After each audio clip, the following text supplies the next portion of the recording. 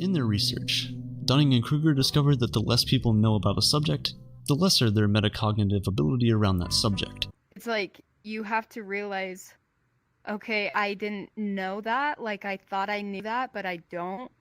Now I have to question basically everything, and you have to keep an open mind. That doesn't mean You don't know what you don't know, which means you don't know how what you don't know would affect you if you did. And you're like, oh, TES letter, yeah, that's totally been debunked. It's like total waste of time. Like everything in there has already been addressed, you know?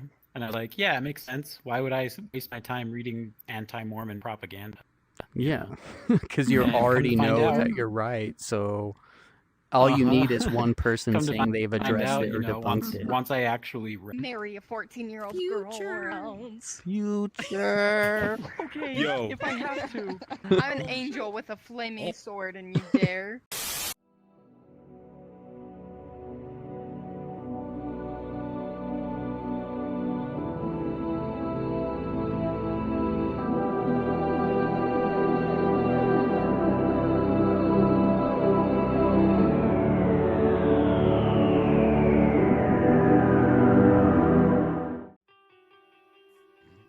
So, the Christmas party was a success.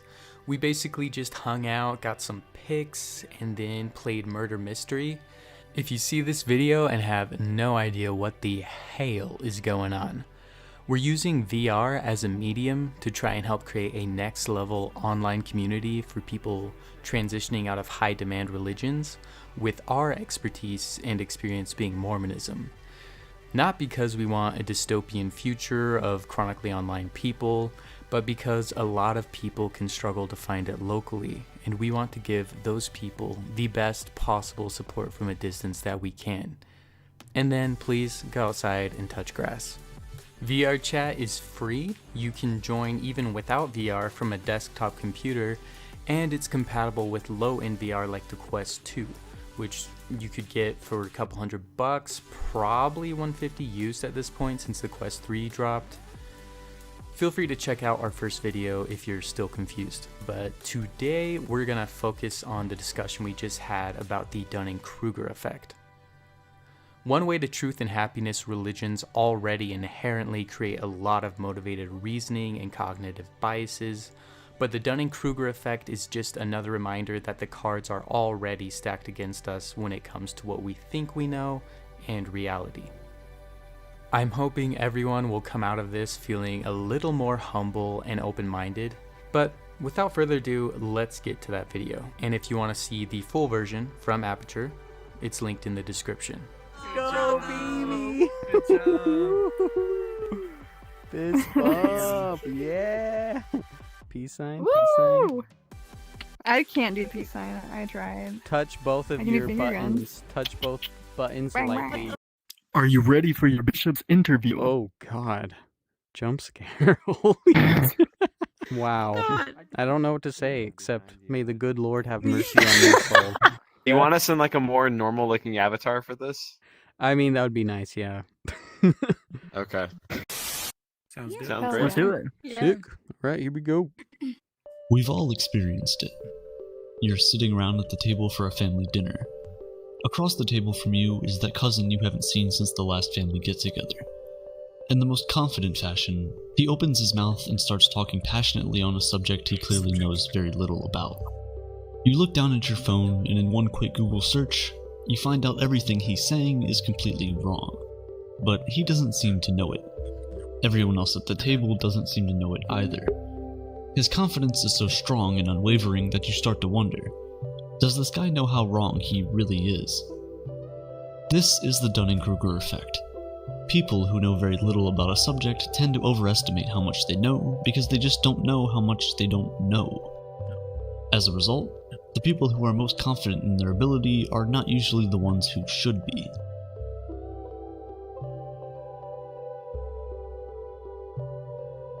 The term Dunning-Kruger is named after the two scientists who first discovered this psychological phenomenon, David Dunning and Justin Kruger.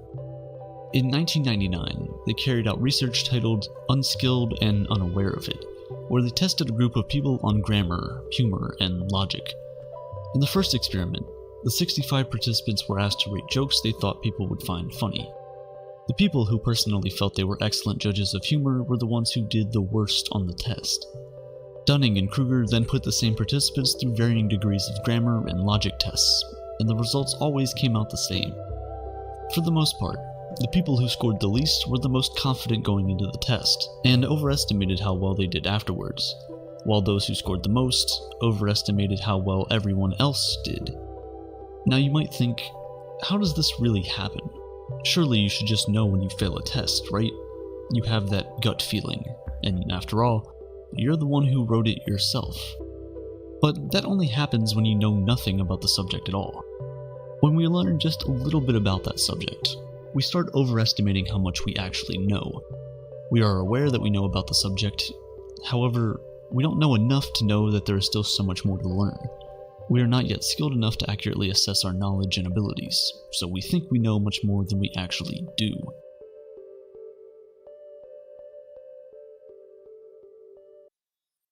Metacognition is the awareness of your own thought processes. It's being able to plan, monitor, and access your own performance and understanding. It's like your brain's way of grading itself. In their research, Dunning and Kruger discovered that the less people know about a subject, the lesser their metacognitive ability around that subject. This is what makes them unaware of their own incompetence. And this is a very strange thing, because it means that oftentimes, the loudest person in the room is usually the one who knows the least. Bertrand Russell said this in 1951, and it still rings true today, even now more than ever. Because although he thought it was just a thing of his time, it wasn't. It was simply the Dunning-Kruger effect at work. The sad thing is that people who know the least are also the people who are least likely to take up a learning opportunity. Go on the internet today, and the loudest voices are the ones who know the least. Everywhere you turn, there's a fake guru trying to teach you how to become a billionaire overnight. They have very little knowledge, but that doesn't stop them from selling $1,000 courses with the same basic information that you can get just by Googling the right things. The sad thing is that most people buy into their confidence and certainty only to realize too late that it was all bravado and no substance. Now more than ever, misinformation is a bigger problem than ignorance. People briefly glance through a topic and they instantly want to start teaching others. They don't take their time to actually read past the first page of the instruction manual before screaming at the rooftops about how much they know. Or how much they think they know. So, more often than not, we're listening to the most confident people and not the most reputable. We accept information from the person who speaks the loudest, rather than the person who is the most knowledgeable. I'm editing this video quick, and it might be even more jumpy because I don't want you to have to hear every 10 seconds because of all the names I have to censor. We're trying to stay as anonymous as possible to avoid hurting our believing family members. Hopefully we'll practice our aliases enough before next time that it won't be an issue. It's so real. For real. It is for Just me, living my bitch. best life. Yeah. All right. It's all you, dude. Okay. Do you want me to start? What were your guys' thoughts during that? Like, not necessarily specifically related to the church, but do you have any realizations or examples that you came up with where you can see that applies? Oh, sorry. Yeah, old men always being in charge. That's a great one. I can think of... Especially like... Sorry, go ahead. No, you go ahead. You're going first.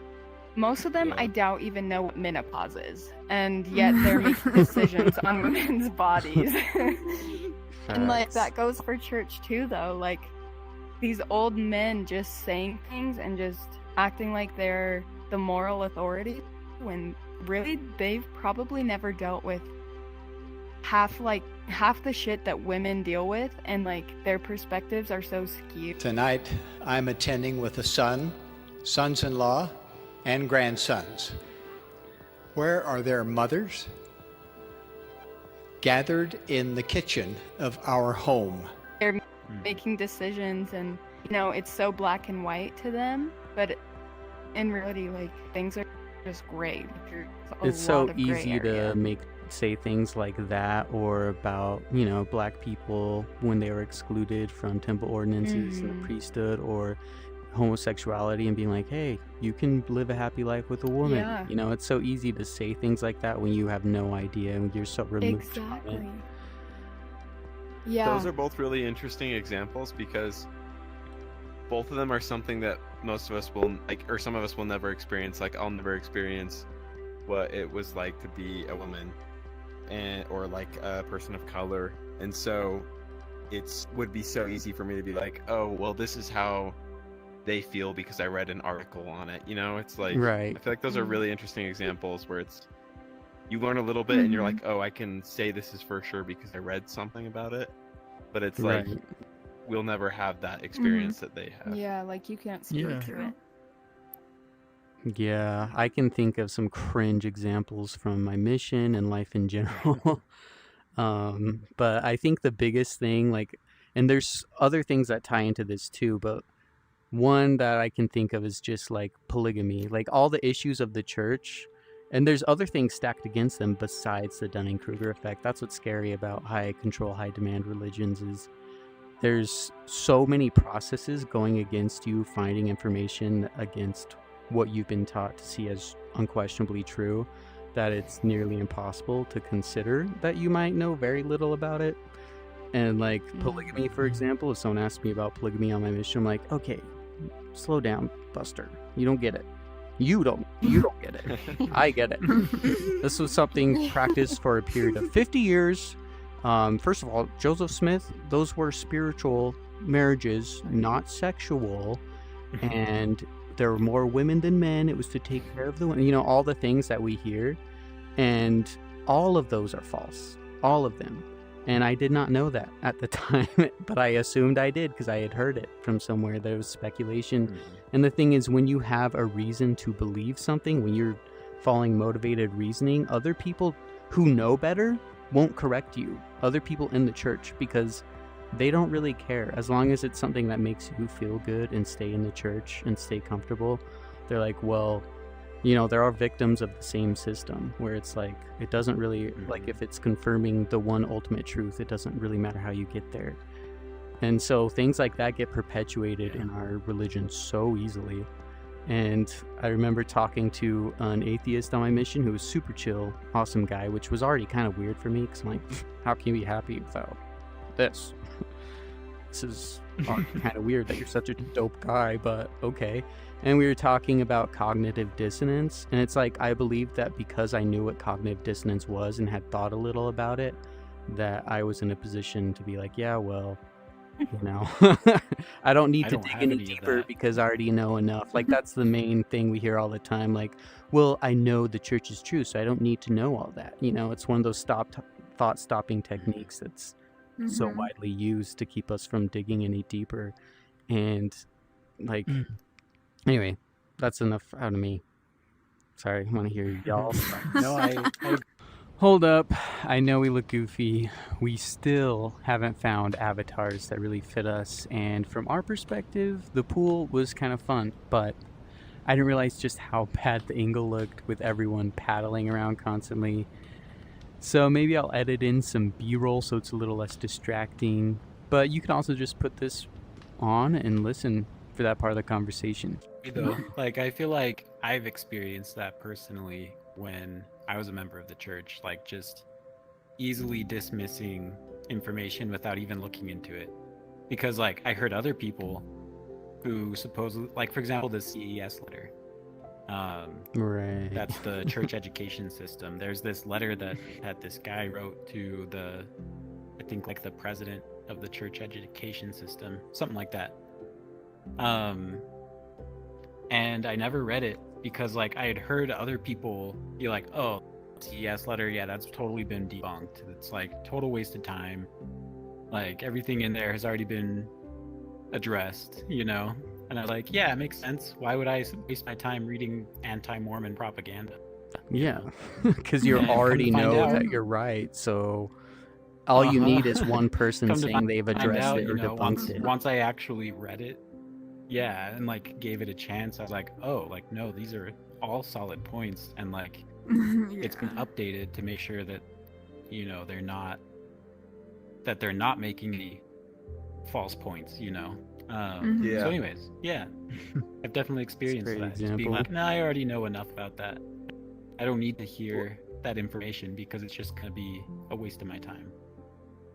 You bring up a really interesting point along those same lines. Like, something that happened to me was because I had like a bunch of close older friends, like young men's leaders and people like that, that were really good to me and mentored me and all these other things.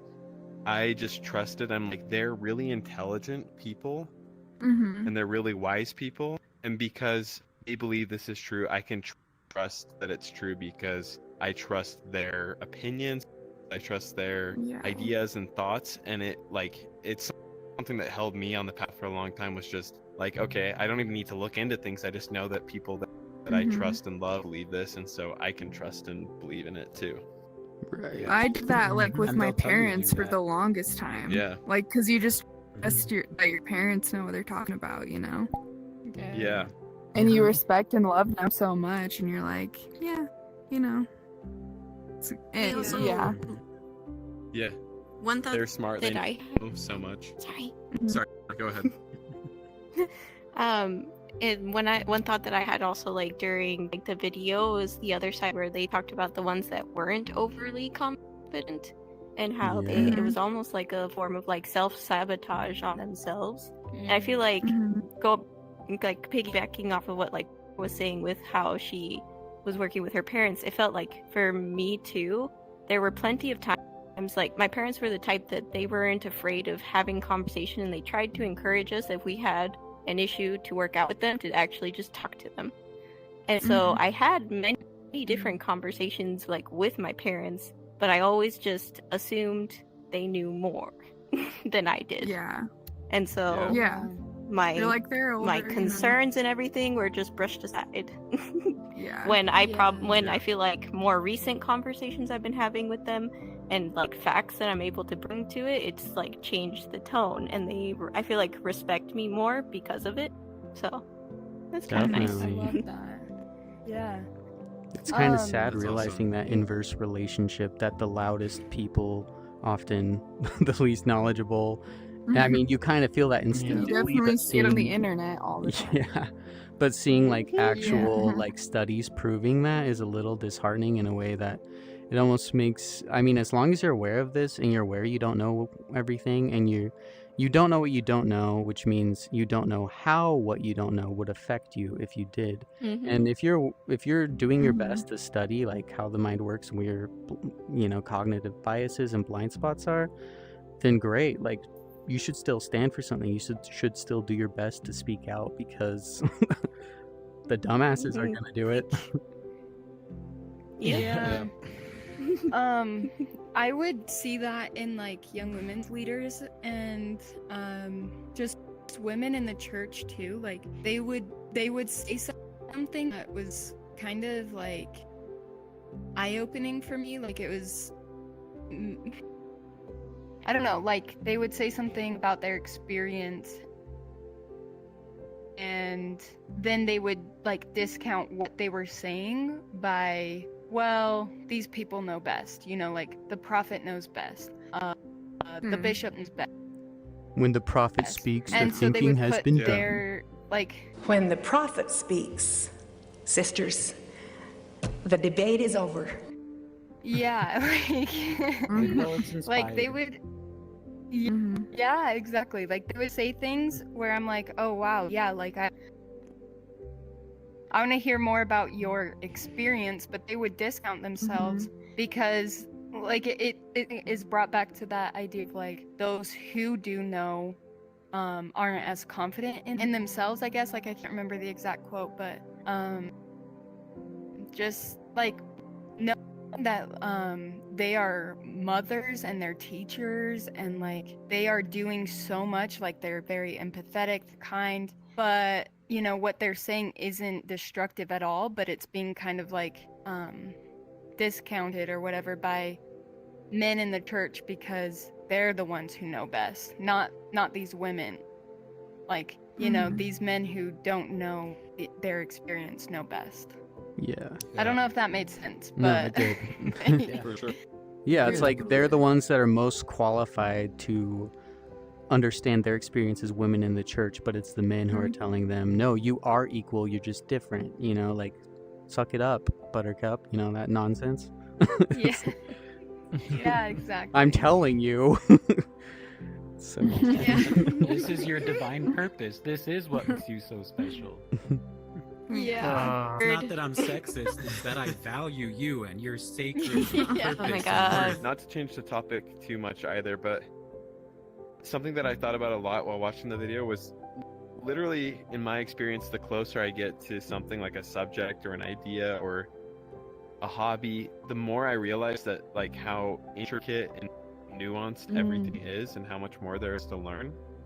And like the example I can think of personally is just rock climbing. Like the longer I rock climb, the less I feel like I know, which is weird.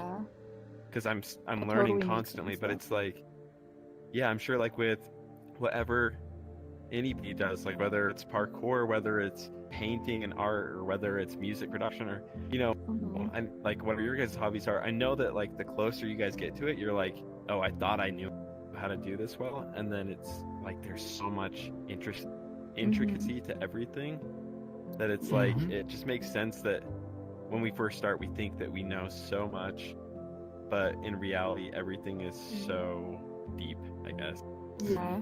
And I don't know, like I'm at the point now where I'd probably be like a really good person to talk to on how to rock climb better, but it's almost like my confidence has probably gone down over the years as I get better, because I'm like, oh, there is so much that I could still learn, and so it's weird how that dichotomy exists. I mean, we're all guilty of it. Like, how many times have one of us, or has anyone like watched a documentary on something and been like, "Oh, I know everything about this now"? Like, yeah, Tiger King, Guilty. we all form opinions. yeah, exactly. That's what We I all was form gonna say. opinions And then you and like form an positions too opinion of easily. it. Yeah. Yeah, exactly. O.J. Simpson, you know, it's like everybody's like they feel like they experienced the events and like they have first-hand knowledge because they Because they they've can seen all one this information about it. perspective. They haven't like taken all perspectives into account. You know. And And of course, it might be right. You know, it's not that you shouldn't take in information and try to form opinions, but like Yeah, you should just do more always have an research outside open- of that. Yeah. Yeah. Like I try to take an agnostic approach to almost everything in life, where it's like, Yeah, I this think, seems like the right conclusion and the right direction, and upon further information, we'll reassess. You know? 'Cause you yeah, I gotta keep think moving in it's life. You important to still have to recognize try that it's not like we left the church, we're not victim of this anymore. This is human nature.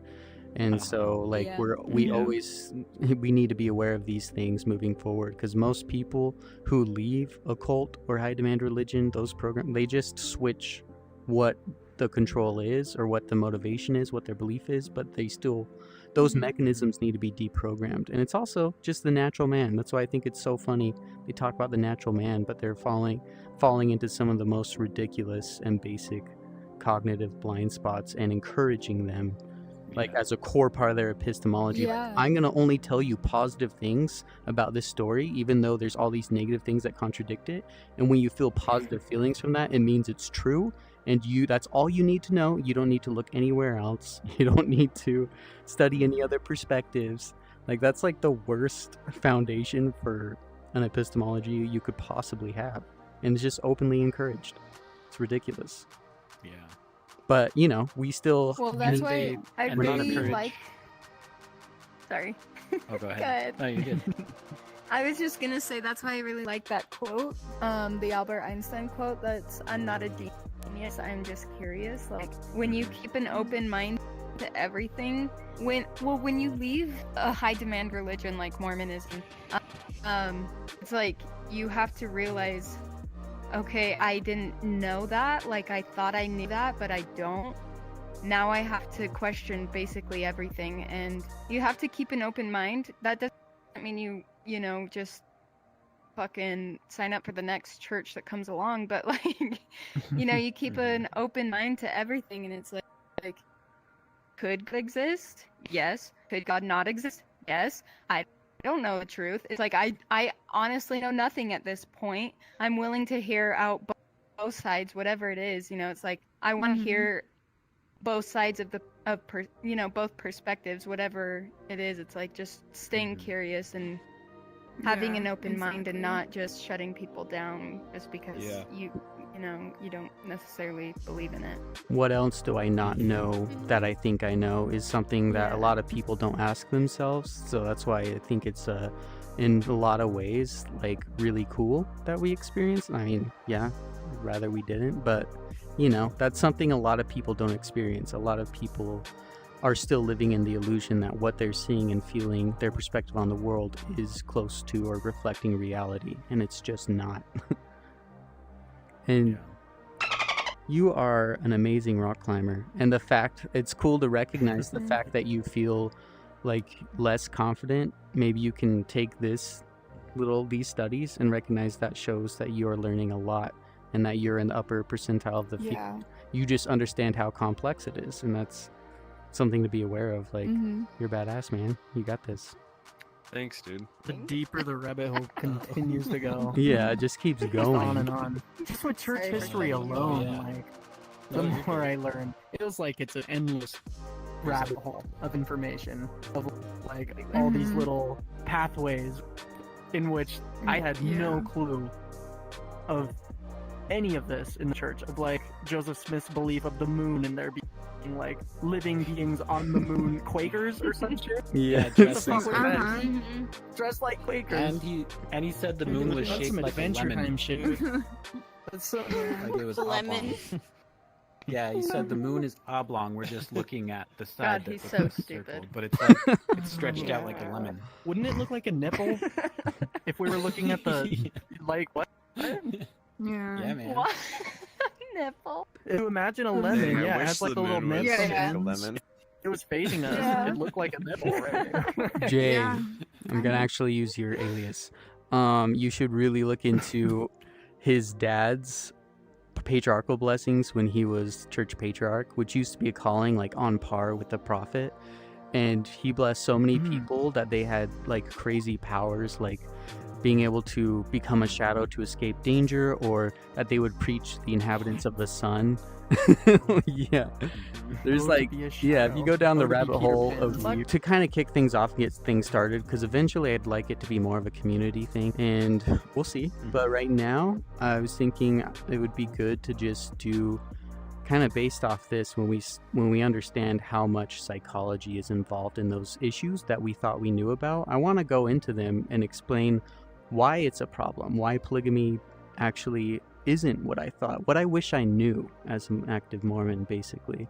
And so I'm gonna do, I think the first thing I want to do is the racism, the doctrinal racism of the church, and how it was doctrinal and just how bad it was, because I had no idea as a member. I would just go to the end of 2 Nephi 32 and think, oh, look, it says all are like unto God. I'm good. I don't need to know anything else. This is the real doctrine. And I wish I had known these things. So it's going to be you guys can prepare or don't prepare. Okay, speaking of the Dunning-Kruger effect, have you ever heard someone brush off polygamy or doctrinal racism only to realize the moment you start trying to discuss it with them that they actually don't know anything about it, which I think is really interesting. It's a big part of why I wanted to do a series on topics I thought that I understood and had a grasp on as a Mormon, only to realize later that it was the lack of knowledge in a closed loop system that led me to feel that way. And anything more than a surface level glance at common Mormon issues and apologetics just got so much deeper and more problematic than I'd ever imagined. So I had a whole list of things we were going to cover every other week, but then Jubilee released this video. Teachings that the church has ever had. So I'm super grateful the church changes, and it does. I have to push back because I think there's some things that are misconstrued as doctrine that are policies, and we see that as the church. Which thing that I just said was a misconstrued? Blacks not receiving the priesthood. Isn't that just a fact? Well, no, but you're saying it was a doctrine that changed. Well, the first presidency, the prophet and the first and second counselor prior to 1978, on multiple occasions signed statements saying that it was doctrine, that black people could not be members in full standing. That's the first presidency in the 1940s and 50s. Yeah, but And there's been a lot of amazing responses from the ex-Mormon community, but actually getting Mormon apologists to debate or answer unscripted questions publicly without them being able to edit it is basically a cosmic anomaly. So we wanted to use this rare gift from Odin to open this group up to the community to have a chance to come together and share your own thoughts and experiences in response to these questions. And we're going to focus on just one each time we get together so we can have like a more in-depth community response to Cardin and Kwaku and Timber and just some of the absolute nonsense that they were spouting. I mean, I sympathize with them. I know where they're coming from, but it's called middle ground for a reason. And people like John DeLynn were trying to follow their prompts and trying to come to middle ground and be respectful. And, you know, there's only so much you can cover in that setting in a short video. So I know I'm not the only one who wants to respond to some of the things that especially Cardin was spouting. So here's your chance. And to join in, you do not need to have VR. You can use vrchat from a desktop computer with, you know, just flat screen. You can apparently do it from your phone. Now there's an Android beta version, so you can just plug in a headset with a microphone and just join in on the conversation if you don't really care about the VR aspect of this community. And the first one, we're just going to be answering the first question on whether Mormonism fits the qualifications of a cult. We're also going to talk about why it matters to know that, to study that, and whether or not it's even helpful to label it a cult. So that first get together is going to be March 10th at 2 p.m. Mountain Standard Time, so next Sunday. And again, we don't expect many people to find out about this since it's a new channel and I have not been active in posting yet. But if you do want in, again, there's multiple options and we would love to see you there and hear your own experiences and perspectives. Just want a decent avatar. Wait, how do I not flip people off? Oh.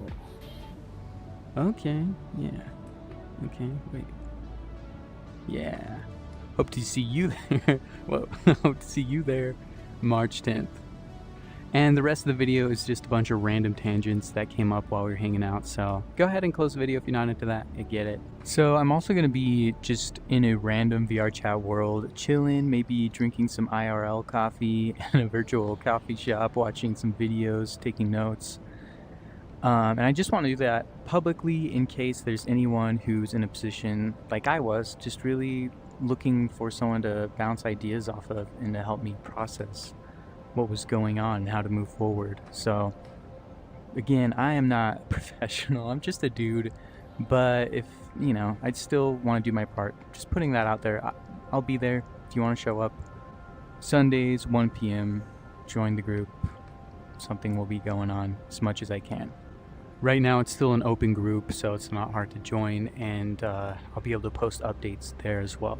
So I think that about covers it. Thanks for hanging out. Wonder Woman, I wish your mouth moved when you talk. There's still some lore in the church. It doesn't? Like in missions and stuff. I was just gonna say there's still like some lore in the church, like in missions and stuff. Like they don't let missionaries go in water at all, and like they discourage you from traveling on the water because there's like some curse on the waters from like early church history. Yeah, I heard that too. My mom always told me that Satan has control over the water. Like one of the 12 apostles. One of the 12 apostles has to curse the water. Why have I never heard that? So it started with, I can't remember the section. I don't know if it's DNC.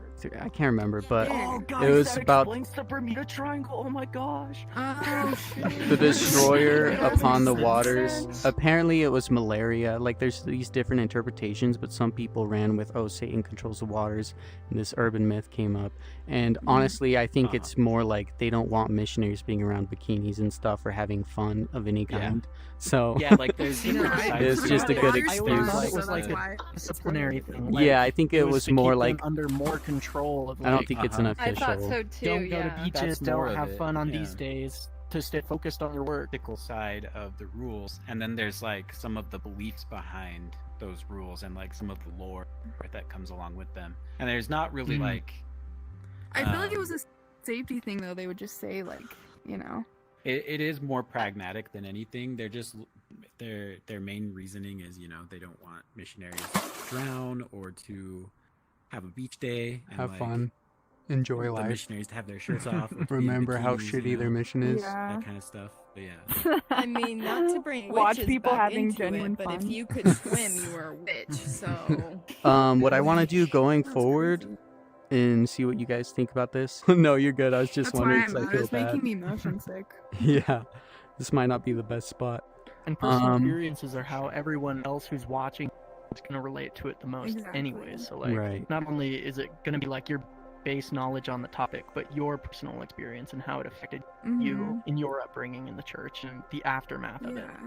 Yeah. I feel like that's what affects people and helps people the most is hearing personal experiences and like real stories instead of just cold hard facts. So Yeah. Yeah. Not that it's bad to have the facts too, though. It's Right. It's shocking every time I hear a new church history fact, and I'm still so very ignorant on the church's past that like I want a good balance of both, and I think this is a nice in between because we start with something base layer, and then everyone can talk about their personal knowledge and their personal experiences. Yeah, I definitely That's a want to great hear balance. more from if you want to be a Agreed. part of the doctrinal racism episode, because I would like to get more. You're the only one with yeah. that experience, you know? None of us have experienced what you have. yeah, of course, happy to. Yeah, at some point it might be good to cover things like abuse in the church, because holy shit, is there a lot of it. And a lot of people Yeah. here have Yeah. suffered sexual trauma and abuse due to policies and procedures that were unhealthy. And more and more light is being shed on that every day, but it is not enough. And it's still happening. I don't know, did you guys see that video that was being spread around of the bishop who resigned? yeah. So if you watch, he got invited onto Mormon Stories. He didn't even post that video or anything, like his brother did without his permission. And then when it was blowing up, he told him to take it down. But then he's like, well, if it's helping people, because people are messaging him.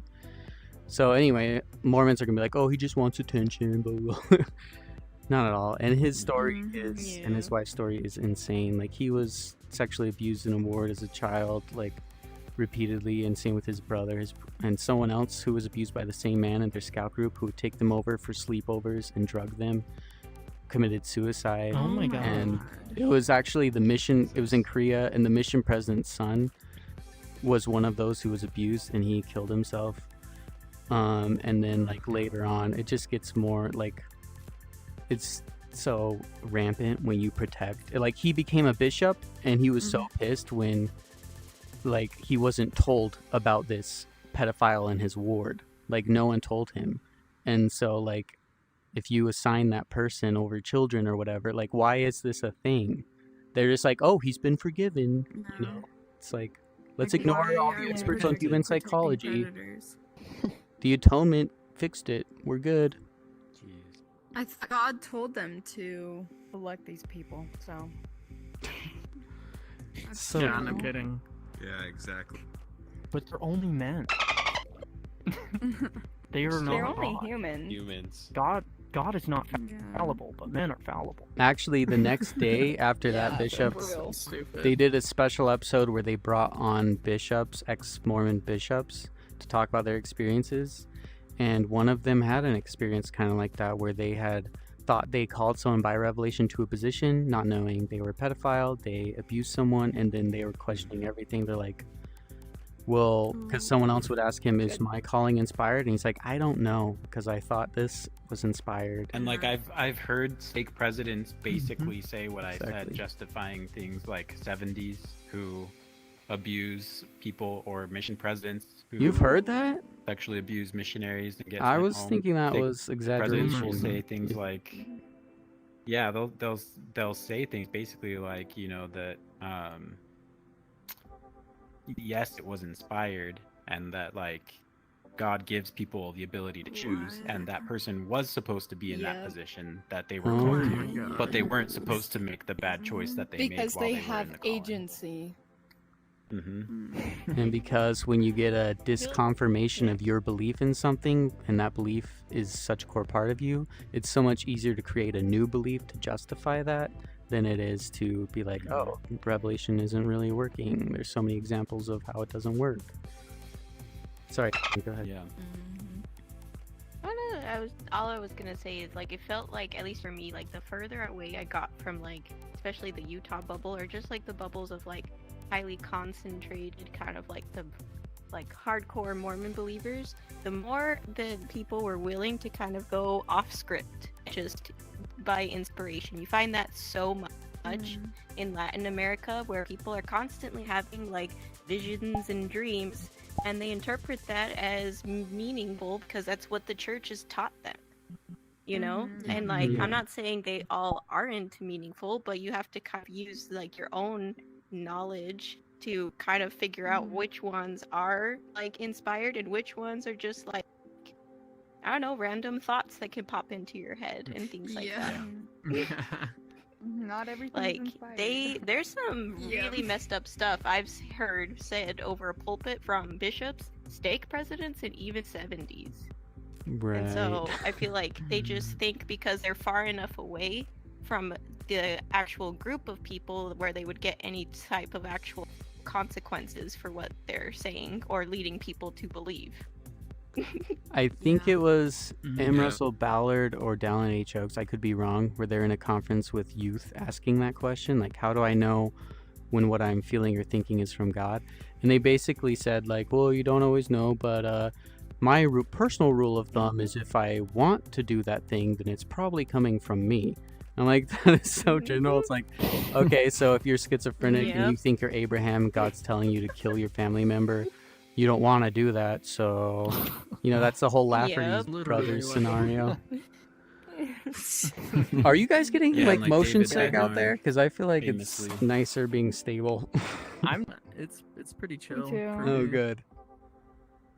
Yeah, So David A. Bednar famously had that talk about, like, to the missionaries about following the Spirit and like how to know if you're being inspired to do something or to say something, and basically just said, hey, if it's a good thing, then it came from God, and that there is no thing in life, no decision, no thought that you can't feel the Spirit to ask it whether it's right or wrong and follow that intuition, you know. I heard the same thing with the explanation of the Holy Ghost and how you decipher what is your own thoughts and what's the Holy Ghost. And they're like, well, if it's That's a good exactly thought, what I'm saying. It probably came from the Holy Ghost. a good thought meaning what we've taught you to be fire. good, which is lining up with, you're good. You know, if it doesn't line up with what they're teaching, then they tell you it's from the wrong source. So there's no real agency. All roads lead to the church being true. When you're in that system. Here's the other problem with a high demand religion that tells all of its young men that they're special and that they can and should receive revelation for themselves and for other people, is that a lot of people end up, you know, developing the ability to listen to this voice, quote unquote, and start to assume that anything that they feel really strongly about is God telling them that they need to take action on something, or they need to tell someone something. And you get these really toxic things like, you know, Under the Banner of Heaven, that on Hulu, you know, that shows how that sort of mentality can drive people to crazy lengths. And then I had a guy on my mission who was a really good friend of mine. It was really cool. And he just started purge-style murdering people in Utah because he thought that God was telling him to. that story is insane. I couldn't. That story is crazy. Yeah, he just thought that God wanted him to do that, wanted him to take these people off the planet, so he did. Sounds like Glory Vala of me. Sounds like a lot of Mormons. I wonder what the common denominator is. That's a very real danger of these kinds of moral and ethical systems, you know. And like, you see that with Al-Qaeda too. Turn on the damn YouTubes. They're comparing the Mormons to Al-Qaeda again. I mean, early. Well, I mean though, like in early Utah period, it way, literally was so similar, and that's what's funny about these mercy killings, and yeah, that's gonna be one of the things we talk about is blood atonement. But yeah, that's what's so scary about reading Under the Banner of Heaven is more and more members, especially now as the church, just over them hiring an LGBT, like pro LGBTQ church spokesperson, a lot of Mormons are freaking out who never questioned anything else the church did. But as soon as they have a spokesperson who supports homosexuality, they're suddenly questioning their testimony. And the scary thing about that and the church being between a rock and a hard place where they can't keep the older members unless they stay conservative, ultra conservative and orthodox, but they can't keep the younger members, which is where the church, what the church needs to continue to get, you know, that good. It's just like any other corporation. Yeah. Fucking advertising group. But if you trying to read find the best book, route to appeal to the youth. right, they're trying to juggle both sides, and there's nothing they can do. It's hemorrhaging either way. And what scares me is people who believe with all their heart. That's why there's so many. If you look at, you know, Tim Ballard and all the things that's going on in Idaho, people kidnapping people and trying to take them to these like basically little Mormon split off sects in the middle of nowhere, ready for the second coming. It's happening more and more because if you fully believe in the church and you're like, they're not following the Book of Mormon and everything, so then what happens? They start following their own voices, and you see the decline in Under the Banner of Heaven in the book so much more, and you see how the dots connect and how anyone in that position where they fully believe in revelation of the Spirit but they no longer believe in the prophets, they get radicalized fast. A lot. Like it's so more common. Like spiritual psychosis. It's like people start like we were talking about earlier. It's like you listen to your own thoughts and it's like, oh, should I do this or that? And it's like you start believing that you're God or something. Like Lori Vallow, you know, like yeah, like her and her husband or boyfriend or whatever, her. Oh, and speaking of, you know how they read Visions of Glory, just like our mom was obsessed with Visions of Glory. That's actually a common denominator. Same with Tim Ballard. Like it's a common denominator where they get this extra little look into doctrine. They're like, oh, like they're possessed. They're, you know, they start thinking they have all these deeper understandings of what's causing people to do things. Next thing you know, they're saying their children are possessed and evil and unclean, and they need to purge them by the demon of homosexuality. Oh my god. Yeah, mom told me stuff like that all the time. Cleanse him. And like, and when I let her know that I had left the church, she told me that I was I'll baptize you, agent of the devil. Yeah, I'm sorry, man. Stuff like that. That sucks. It's all good. It was just a short clip. I can just tell you what it was. But basically, there's this PhD, this guy who is an Egyptologist. I always wondered how anyone in the church could defend the Book of Abraham, but this clip explains it perfectly. He's like, I start off with the assumption that anything in the Book of Mormon or Book of Abraham is true, so anything that I find, I try and fit into that paradigm. Like, just straight up discrediting. Oh my god. Just straight up discrediting himself as any kind of academic whatsoever. I just thought it was really funny to hear someone be so open about it, because we all know that's what happens, but that he's self-aware, but he doesn't care. He's so aware close. and yet not self-aware. Yeah, exactly. Yeah. To some degree. Anyways, thanks for chilling, guys. That was fun. Does anyone have... Thanks for having us in your metaverse.